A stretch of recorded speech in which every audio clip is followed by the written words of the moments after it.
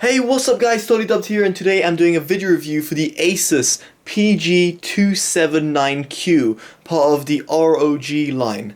Now this monitor is a very expensive £660 monitor on Amazon.co.uk, and it's listed at $750 on Amazon USA. Now this monitor is a 27-inch monitor that runs on IPS display, which is LED. It has a maximum refresh rate of 165 Hz. It comes out the box with 144 Hz, and I'll show you that in just a second. It's got G-Sync enabled as well, which you can also disable if you want. You've also got ULMB, which I'll go into in just a bit as well.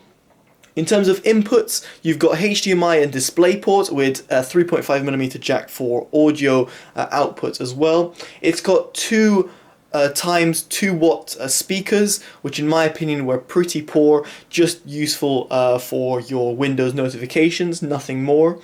And finally, its response time is 4 milliseconds, at least that's what they claim. Now let's get into the build quality of the monitor. So I'm just going to increase the EV of my camera so you guys can see just a little bit better, and bring the camera just a little bit back. So the monitor is really well built in terms of its actual stand. It's got nice illumination over here around the edge of the base, and over here with the ROG sign in red. The monitor can go up and down, pivot and everything, and tilt. So you've got full adjustments of everything, and the monitor is pretty stable and doesn't really vibrate when you are banging the table in a rage because you've just lost the game. So it is very much stable. It's a good overall build quality for the stand. Now the monitor looks fantastic because it's got very low bezel design on the sides. There is a slight black gap between the actual display and the bezel. It's very hard to show even with the camera, but that is basically the edge of the display, which is black. It's clever that Asus have done that, because normally ones which go almost, I say, borderless have a sort of a little bit of an edge problem when you're looking at from certain different angles. So in this respect, you've got fantastic viewing angles because of its IPS display, and also because of its low bezel design. It looks really nice when you just have it on your desk, so you're not distracted by bigger bezels. So overall, the build quality is fantastic, and I'm very much impressed with what Asus have done here. Now, I want to go into the OSD, which I'm just going to zoom in over here just a little bit so you guys can see. And what's really impressive of the OSD is mainly actually its buttons. Now you've got a few quick hot buttons that you can use on the side, which is X and game mode and overclocking mode. Overclocking mode, that is, changes the refresh rate straight away on the fly by just pressing a button. And the buttons are very easy to press. But what's most impressive is this little joystick. So you can't really see it, but at the back it's got a little joystick control. And a joystick control means that it's very easy to use the menu. So as you can see, there's the OSD, and within the OSD you've got a variety of options. So first of all, the overclocking option. As you can see, I've got it on at the moment with the max refresh rate at 165 Hz. As you can see, it's running over here 165 Hz. You can turn that off if you so wish, in case you see sort of gamma problems, or if your graphics card just doesn't support it. Then 144 Hz is what you will get from the monitor. In the game visuals, you've got different sort of settings for different view modes. You've got the blue light filter settings, which you can choose in terms of different levels. Color settings, which in the color temperature you can choose user mode, normal or warm. In my case, I've gone user mode, and RGB is just set at 100. And then you've got image mode, which is OD, which is overdrive.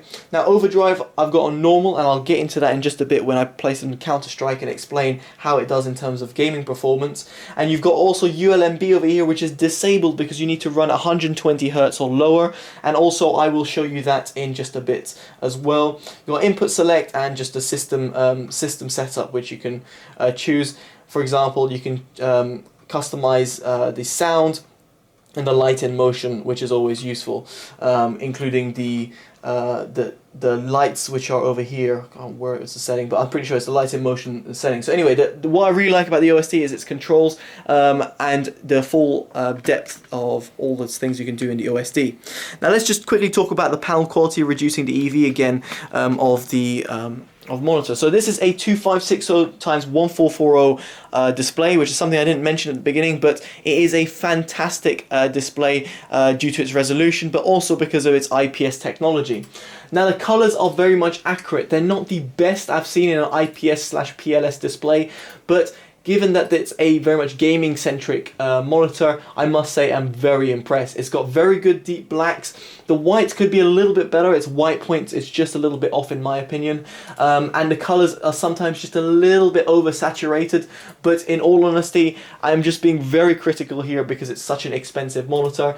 But in comparison to other monitors I've previously reviewed, it's a very nice and very much capable monitor in terms of its color reproduction. Colors are not washed out, and I'm very much impressed with the overall display, given it's an IPS display as well. So great job Asus with the panel.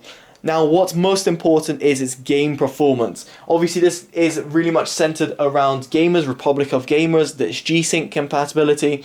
So right now in the NVIDIA control panel I have it running at 165 Hz with G-Sync enabled. So you can go ahead and customize that through NVIDIA control panel or your AMD control panel. Just bear in mind if you're on AMD you won't be running on G-Sync, so just bear that in mind if you're going to be buying a monitor, because G-Sync does add quite a substantial amount to the price. So, in terms of gaming, so I'm just going to launch up some CSGO. I was playing some deathmatch with some bots, there we go. So, how is the performance in terms of gaming? Now, first of all, I want to talk about overdrive. So I just always go up to this wall because it's a really good way of demonstrating. Now, overdrive is a way of boosting down the response time in order to make it just that little bit better. Now, when I went on off, I felt that the motion is just a bit slow with my mouse movements moving left and right. When I go on normal, the mouse movements are a lot more responsive and very good, but you do notice a little bit of ghosting. It's very hard to see on the camera right now because it's very minimal, but you do notice a very slight amount of ghosting. When you go on extreme, you notice a lot of ghosting, and maybe the camera can pick this up now, but it's turning almost black over here, and there's a lot of ghosting that's occurring, but the response time gets even better. So this is a normal functionality you see in monitors. What I like about this is the fact that the normal mode actually works quite well. The ghosting is not too apparent, and the response time is significantly better than with it off. But you do get a little bit of ghosting, so do bear that in mind if you're going to be gaming. I would suggest normal overdrive if you're using something competitive like Counter-Strike. If you're not playing something competitive like, I don't know, say Battlefield or a similar game like that, which is more casual, then I would suggest putting it off, because then you'll get a much better panel quality, or almost like a better experience. So in terms of its response time, it's a fantastic monitor in terms of response time. Its input lag is very low as well. And in terms of its refresh rate, well, given the fact it's 165 Hz or even 144 Hz, it's very much capable with dealing with high FPS gaming. So right now I'm running 144, 150 frames per second at the top. It's very hard to see, but there it is. It's at the top of here. So now, what about with G-Sync? So G-Sync is very much useful. It's not useful for a game like Counter-Strike. It's, again, useful for something like Battlefield.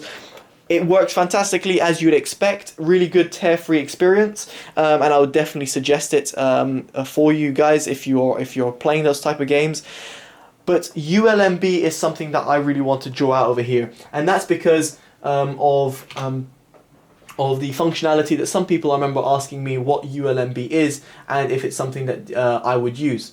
So first of all, I have to disable G-Sync, because as far as I'm aware, I always have to disable G-Sync in order to have ULMB running. Then I have to change the resolution down to 120 Hz, which is there, which will disable the overclocking, and straight away you can see the panel has gone a lot darker, and that's because of ULMB being activated. Now ULMB basically is made to reduce motion blur, and it does a great job. On this monitor I was very much impressed with it. However, I did notice that there was a lot of ghosting that was occurring, which is kind of weird because that's what it's trying to eliminate, but there was a lot of ghosting. It was almost like setting the monitor on extreme overdrive and then playing at 120 Hz. In my opinion, I wouldn't use ULMB, but you're more than accustomed to use it if you want to, because the functionality is there. So just to prove that ULMB is enabled, I'll just show you on the setting over here. You can see ULMB is enabled. Now I'm just going to go back to 165 Hertz and enable it because the colors are a lot better. And there we go. So anyway, in terms of gaming, it's very much a great gaming monitor. Is it something I would suggest? Yes, it's fantastic. It does great job. Response time could be slightly better, slightly better improved, but given it's an IPS display, that's what the compromise you have to make for it. Is it a monitor I would buy? Now, it's a monitor that's very expensive, that's for sure. Is it a monitor I would buy if I had the money? Absolutely yes. It's a fantastic monitor all around. It's got a beautiful IPS display, it's got a nice build quality, low bezel design, it's got ULMB, G-Sync, and it's got 165 Hz compatibility or 144 Hz. It's got everything. I would definitely suggest this, guys. Make sure you check it out in the link in the description. If you like this video, make sure you give it a like, comment, and subscribe. And there we go. Alright guys, I've been totally dubbed. Take care.